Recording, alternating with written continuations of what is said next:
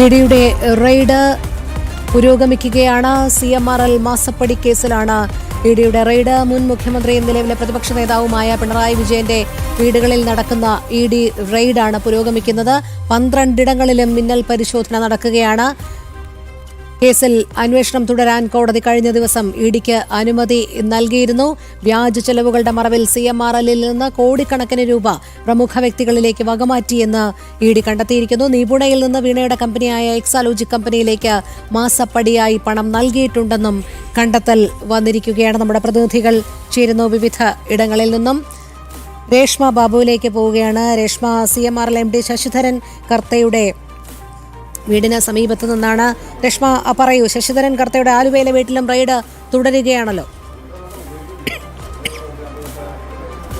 അതേ രോഹിണി, ശശിധരൻ കർത്തയുടെ ആലുവയിലെ ശ്രീവത്സം എന്നു പേരായ വീട്ടിലും റെയ്ഡ് തുടരുകയാണ്. ഏകദേശം 4 മണിക്കൂർ എൻഫോഴ്സ്മെന്റ് ഡയറക്ടറേറ്റ് ഉദ്യോഗസ്ഥർ നടത്തുന്ന റെയ്ഡ് പിന്നിട്ടിരിക്കുകയാണ്. വിശദമായിട്ട് മകൻ, അതായത് ശശിധരൻ കർത്തയുടെ മകൻ ശരണസ് കർത്തയെ അടക്കം ചോദ്യം ചെയ്തുകൊണ്ടുള്ള നടപടികളാണ് ഇഡിയുടെ ഭാഗത്തു നിന്നും തുടരുന്നത്. നമുക്കറിയാം, ഇതിൻ്റെ ഒരു പശ്ചാത്തലം എന്ന് പറയുന്നത് ഇന്നലെ ഹൈക്കോടതി സിംഗിൾ ബെഞ്ച് ഇഡിയുടെ സമൻസ് ചോദ്യം ചെയ്തുകൊണ്ട് CMRL കമ്പനിയും ജീവനക്കാരും നൽകിയ ഹർജി തള്ളിയിരുന്നു. ഇഡിയുടെ അന്വേഷണം തുടരാമെന്നുള്ള ഒരു നിലപാടും തീരുമാനവുമായിരുന്നു ഹൈക്കോടതിയുടെ ഭാഗത്തുനിന്നും ഉണ്ടായത്. ഇതിനനുസൃതമായിട്ട് തന്നെയാണ് ഇഡി ഉദ്യോഗസ്ഥ വൃന്ദം ഈ റെയ്ഡ് ഉൾപ്പെടെയുള്ള മറ്റ് അന്വേഷണ നടപടികളിലേക്ക് പോയത്. കാരണം ഈ ഹൈക്കോടതിയിൽ ഈ ഹർജി എത്തിയ ഘട്ടത്തിൽ ഈ അന്വേഷണം സ്റ്റേ ചെയ്യുന്ന, അല്ലെങ്കിൽ തുടർ നടപടികൾ സ്റ്റേ ചെയ്യുന്ന രീതിയിലേക്ക് ഇടക്കാല ഉത്തരവൊക്കെ തന്നെ ഹൈക്കോടതിയുടെ ഭാഗത്തു നിന്ന് നേരത്തെ ഉണ്ടായപ്പോൾ ഈ അന്വേഷണം മന്ദഗതിയിൽ, അല്ലെങ്കിൽ അന്വേഷണം തടയിടുന്ന ഒരു സാഹചര്യത്തിലേക്ക് കാര്യങ്ങൾ എത്തിയിരുന്നു. അതുകൊണ്ട് തന്നെ ഈ ഹർജി തള്ളിയ വേളയിൽ ഉടൻ തന്നെ ഇതിന്റെ എല്ലാ വിശദാംശങ്ങളും രേഖകളും ഈ കമ്പനി ജീവനക്കാരെ ഒക്കെ ചോദ്യം ചെയ്യേണ്ടതുണ്ട്. അടുത്ത ഘട്ടത്തിലേക്ക് ഇഡിക്ക് കടക്കേണ്ടതുണ്ട്. അതിനനുസൃതമായിട്ട് തന്നെയാണ് ഇഡി കേരളത്തിൽ 10 ഇടങ്ങളിൽ ഈ CMRL മാസപ്പടി ഇടപാടുമായി ബന്ധപ്പെട്ട് റെയ്ഡ് തുടരുന്നത്. ഈ ഹർജിയുടെ പശ്ചാത്തലത്തിൽ, ഹർജി തള്ളിയതിന്റെ പശ്ചാത്തലത്തിൽ തന്നെയാണ് ഇഡിക്ക് അനുകൂലമായിട്ട് ഹൈക്കോടതി തീരുമാനമെടുത്തതിന്റെ അടിസ്ഥാനത്തിലാണ് ഈ റെയ്ഡും മറ്റ് നടപടികളിലേക്ക് ഉദ്യോഗസ്ഥർ കടന്നിരിക്കുന്നത്. CMRL MD ആയിട്ടുള്ള ശശിധരൻ കർത്തയ്ക്ക് ആരോഗ്യ സംബന്ധമായിട്ടുള്ള ചില പ്രശ്നങ്ങളുണ്ട്. അദ്ദേഹം ഈ വീട്ടിലുണ്ടോ എന്ന കാര്യത്തിൽ ചില സംശയമുണ്ട്. പക്ഷേ മകൻ ശരൺ എസ് കർത്തയിൽ നിന്ന് ചില വിവരങ്ങളും വിശദാംശങ്ങളും ഒക്കെ തന്നെ ഇഡി ഉദ്യോഗസ്ഥ വൃന്ദം തേടിക്കൊണ്ടിരിക്കുകയാണ്. പ്രധാനമായിട്ടും ഈ CMRLും വീണ വിജയന്റെ എക്സലോജിക് സൊല്യൂഷൻസ് പ്രൈവറ്റ് ലിമിറ്റഡ് എന്ന് പറയുന്ന കമ്പനിയുമായിട്ട് നടത്തിയിട്ടുള്ള പണമിടപാടുകൾ, അതിന്റെ പണത്തിന്റെ ഉറവിടം എവിടെ നിന്നാണ്, ഏത് വിധത്തിലായിരുന്നു ഇടപാടുകൾ നടത്തിയിട്ടുള്ളത്, ഇതുൾപ്പെടെയുള്ള കാര്യങ്ങളിൽ വിശദമായിട്ട് തെളിവുകൾ ശേഖരിക്കുക എന്നുള്ളതാണ് ഇഡിയുടെ മുന്നിലുള്ള ലക്ഷ്യം. അതിനനുസൃതമായിട്ട് വേണം ഇനി ഈ ഒരു കേസുമായി ബന്ധപ്പെട്ട്, അല്ലെങ്കിൽ ഈ സംഭവം മാസപ്പടിയുമായി ബന്ധപ്പെട്ട് ഇഡിയുടെ അന്വേഷണത്തിൽ ഒരു റിപ്പോർട്ട് സമർപ്പിക്കാനായിട്ട്.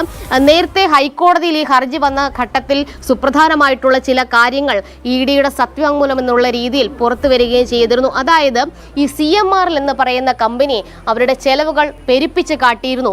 ആ പെരുപ്പിച്ച് കാട്ടിയ വിവരങ്ങളൊക്കെ തന്നെ തെളിവുകളായിട്ട് ഇഡിക്ക് ലഭിക്കുകയും ചെയ്തിരുന്നു. മാത്രമല്ല, CMRL കമ്പനി ജീവനക്കാരെ പലതവണ വിളിച്ചു വരുത്തി ഇഡി സമൻസ് അയച്ചുകൊണ്ട് ചോദ്യം ചെയ്തിരുന്നു. ആ ചോദ്യം ചെയ്ത ഘട്ടത്തിൽ ഈ രാഷ്ട്രീയക്കാർക്കൊക്കെ തന്നെ പണം നൽകിയിട്ടുണ്ട് എന്നുള്ളതായിരുന്നു ജീവനക്കാർ നൽകിയ മറുപടി. അതിന്റെ അടിസ്ഥാനത്തിൽ വഞ്ചന, അഴിമതി തുടങ്ങിയ കുറ്റങ്ങൾ അത് ചുമത്തിക്കൊണ്ട് കേസെടുക്കാമെന്നുള്ള ഒരു ശുപാർശ ഇഡിയുടെ ഉദ്യോഗസ്ഥർ സംസ്ഥാന DGPക്ക് നൽകുന്ന സാഹചര്യം വരെ ഉണ്ടായി. പക്ഷെ അന്ന് ഇടത് സർക്കാരാണ് ഭരണത്തിൽ.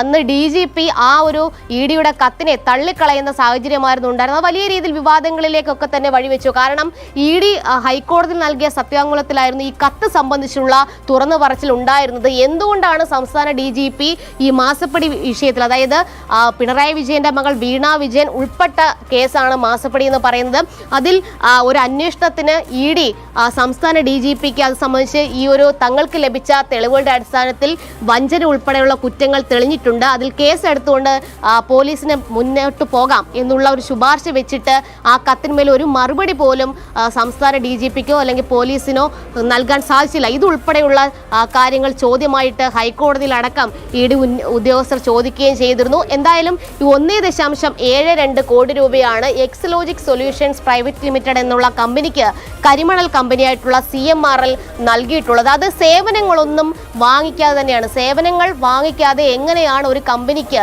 ഇത്തരത്തിൽ ഇത്രയധികം കോടി രൂപ, ഇത്രയധികം പണം നൽകാൻ സാധിക്കുക എന്നുള്ളൊരു ചോദ്യങ്ങളുണ്ട്. മറ്റൊന്ന്, ഈ CMRL കമ്പനിയുടെ പണമിടപാടുകളിൽ പ്രത്യേകിച്ച് ഇൻവോയ്സ് പകർപ്പുകൾ, അതോടൊപ്പം തന്നെ എക്സലോജിക് സൊല്യൂഷൻസുമായി നടത്തിയിട്ടുള്ള മറ്റ് ഇടപാടുകൾ, ഇത് സംബന്ധിച്ചുള്ള കാര്യങ്ങളിലാണ് രേഖകൾ EDക്ക് പരിശോധിക്കാനായിട്ടുള്ളത്. നേരത്തെ ഈ CMRL കമ്പനി ജീവനക്കാരോട് ഈ രേഖകൾ ഹാജരാക്കാൻ ആവശ്യപ്പെട്ട വേളയിലാണ് അവർ ഹൈക്കോടതിയെ സമീപിച്ചുകൊണ്ട് അതിന് തടയിടുന്ന ഒരു പശ്ചാത്തലം ഒക്കെ തന്നെ ഉണ്ടായത്. എന്തായാലും ഇപ്പോൾ CMRL കമ്പനി MD ആയിട്ടുള്ള ശശിധരൻ കർത്തയുടെ ആലുവയിലെ ശ്രീവത്സം എന്ന വീട്ടിലെ റെയ്ഡ് തുടരുകയാണ്.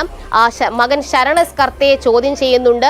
വിശദമായിട്ട് തന്നെ ചോദ്യം ചെയ്ത് രേഖകളും തെളിവുകളും, ഒരുപക്ഷെ ഇവിടെ പണമിടപാടുകൾ സംബന്ധിച്ചുള്ള രേഖകൾ ഉണ്ടെങ്കിൽ അത് പിടിച്ചെടുത്തുകൊണ്ടുള്ള ഒരു നീക്കത്തിലേക്കും നടപടിയിലേക്കുമായിരിക്കും എൻഫോഴ്സ്മെന്റ് ഡയറക്ടറേറ്റ് ഉദ്യോഗസ്ഥർ കടക്കുക. രോഹിണി.